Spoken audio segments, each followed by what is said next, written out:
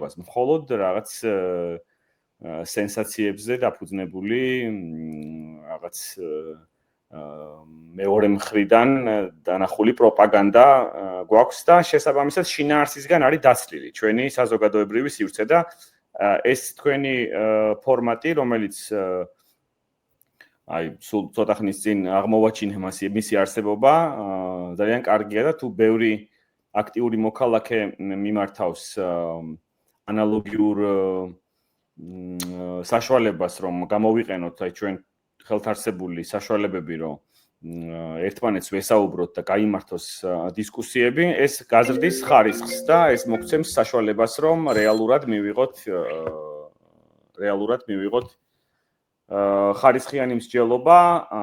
და დავსახოთ ერთად გამოსავალი არსებული რთული ვითარებიდან. ეხლა რაც შეეხება თქვენ კითხვას ეს შესავალი